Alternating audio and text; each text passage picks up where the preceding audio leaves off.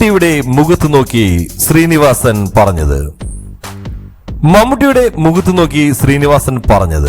ഈ വീഡിയോ നിങ്ങളുടെ മുന്നിലേക്ക് സമർപ്പിക്കുമ്പോൾ ചെറിയൊരു കാര്യം പറയുകയാണ്. മറ്റൊന്നുമല്ല, നമ്മുടെ ചാനൽ നിങ്ങൾ ഇതുവരെ സബ്സ്ക്രൈബ് ചെയ്യാതെയാണ് കാണുന്നെങ്കിൽ ദയവ് ചെയ്ത് ചാനൽ ഒന്ന് സബ്സ്ക്രൈബ് ചെയ്യുന്ന കാര്യം പരിഗണിക്കണം. കൂടാതെ നോട്ടിഫിക്കേഷനായി താഴെ കാണുന്ന ബെൽ ബട്ടൺ കൂടി അമർത്തണമെന്ന് പ്രത്യേകം താല്പര്യപ്പെടുകയാണ്.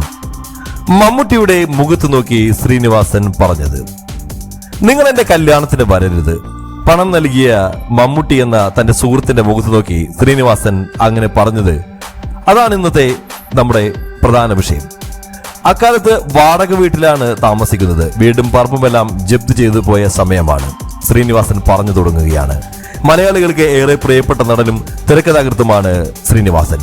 വിമല ശ്രീനിവാസനാണ് അദ്ദേഹത്തിന്റെ ജീവിത പങ്കാളി. ഇരുവരുടെയും പ്രണയ വിവാഹമായിരുന്നു. വിമലയെ വിവാഹം കഴിക്കുന്ന സമയത്ത് തന്റെ കയ്യിൽ താലി വാങ്ങാൻ പോലുമുള്ള പൈസ ഉണ്ടായിരുന്നില്ലെന്നും സിനിമയിലെ സുഹൃത്തുക്കളാണ് അന്ന് തന്നെ സഹായിച്ചതെന്നും ശ്രീനിവാസൻ പഴയൊരു അഭിമുഖത്തിൽ പങ്കുവച്ചിട്ടുമുണ്ട്. ഒരു കഥ ഒരു നുണക്കഥ എന്ന സിനിമയുടെ ഷൂട്ടിംഗ് സെറ്റിൽ വെച്ചാണ് ശ്രീനിവാസന്റെയും വിമലയുടെയും വിവാഹ വാർത്ത അറിയുന്നത്. ആ കാലഘട്ടത്തിൽ ഷൂട്ടിംഗ് നടന്നുകൊണ്ടിരിക്കുമ്പോൾ തന്നെയായിരുന്നു ശ്രീനിവാസന്റെയും വിമലയുടെയും വിവാഹവും നടക്കുന്നത്.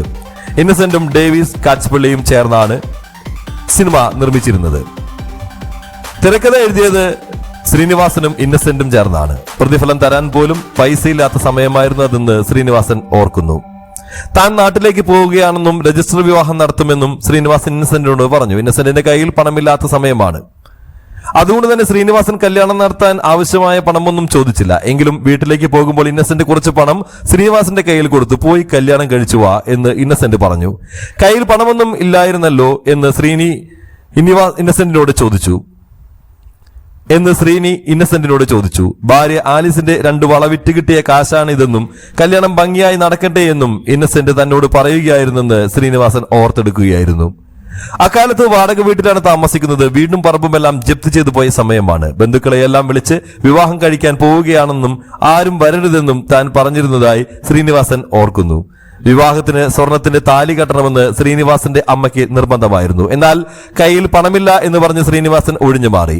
സ്വർണത്താലി വേണമെന്ന വാശിയിൽ ശ്രീനിവാസന്റെ അമ്മ ഉറച്ചു നിന്നു. ഒടുവിൽ സ്വർണത്താലി വാങ്ങാൻ പണമുണ്ടാക്കാനുള്ള ഓട്ടത്തിലായി ശ്രീനിവാസൻ. ആ ഓട്ടം മമ്മൂട്ടിയുടെ അടുത്താണ് അവസാനിച്ചത്. കണ്ണൂരിൽ അതിരാത്രം സിനിമയുടെ ഷൂട്ടിംഗ് നടക്കുകയായിരുന്നപ്പോൾ തന്റെ കല്യാണമാണെന്നും 2000 രൂപയുടെ ആവശ്യമുണ്ടെന്നും ശ്രീനിവാസൻ മമ്മൂട്ടിയോട് പറഞ്ഞു. സ്വർണത്തിന്റെ താലി കെട്ടണമെന്ന് അമ്മയ്ക്ക് നിർബന്ധമാണെന്ന ഒരു കാര്യവും ശ്രീനിവാസൻ മമ്മൂട്ടിയോട് സൂചിപ്പിച്ചു. മമ്മൂട്ടി ശ്രീനിവാസന് പണം നൽകി സഹായിച്ചു. പണം നൽകുന്നതിനൊപ്പം ശ്രീനിവാസനോട് മമ്മൂട്ടി ഒരു കാര്യവും പറഞ്ഞു. രജിസ്റ്റർ വിവാഹം നടക്കുന്ന സ്ഥലത്തേക്ക് താനും വരുമെന്നാണ് മമ്മൂട്ടി അന്ന് പറഞ്ഞത്. എന്നാൽ കല്യാണത്തിന് മമ്മൂട്ടി വരരുതെന്ന് ശ്രീനിവാസന് പറഞ്ഞു. മമ്മൂട്ടിയെ ആളുകൾ കണ്ടാൽ കല്യാണം കലങ്ങുമെന്ന പേടിയായിരുന്നു ആ സമയത്ത് തനിക്കുണ്ടായിരുന്നതെന്ന് ശ്രീനിവാസൻ ഓർത്തെടുക്കുകയാണ്. ഏതായാലും ഇരുവരുടെയും ആ വലിയ സൗഹൃദത്തെക്കുറിച്ച് നമുക്ക് എല്ലാവർക്കും അറിയാവുന്ന കാര്യമാണ്. ഏതായാലും മമ്മൂട്ടിയും ശ്രീനിവാസനും തുടർന്നും അവരുടെ സൗഹൃദം തുടർന്നു. അവരുടെ സൗഹൃദത്തിൽ ഒരുപാട് സിനിമകളും നമുക്ക് ലഭ്യമായി. അവരുടെ സ്നേഹബന്ധം പോലെ തന്നെ കഥ പറയുമ്പോൾ എന്ന സിനിമയും അങ്ങനെ വന്നു ഭവിച്ചു. ആ സിനിമയ്ക്ക് യാതൊരുവിധ പ്രതിഫലവും പറ്റാതെയാണ് മമ്മൂട്ടി ആ സിനിമയിൽ അഭിനയിച്ചതെന്ന് കൂടി കേൾക്കുമ്പോൾ അവർ തമ്മിലുള്ള ആത്മബന്ധത്തിന്റെ ആഴം എന്താണെന്ന് നമുക്ക് മനസ്സിലാക്കാൻ സാധിക്കും. മമ്മൂട്ടിയെ മേള എന്ന ചിത്രത്തിലെ അതിന്റെ സംവിധായകനായ KG ജോർജിനെ പരിചയപ്പെടുത്തി കൊടുത്തത് ശ്രീനിവാസനായിരുന്നു എന്നുള്ള കഥ കൂടി നമുക്കറിയാം. ഏതായാലും ഇരുവരും അന്നും ഇന്നും എന്നും നല്ല സുഹൃത്തുക്കളായി മുന്നോട്ട് പോകുന്നു. ഈ വീഡിയോ നിങ്ങൾക്ക് ഇഷ്ടമായെന്ന് കരുതുന്നു.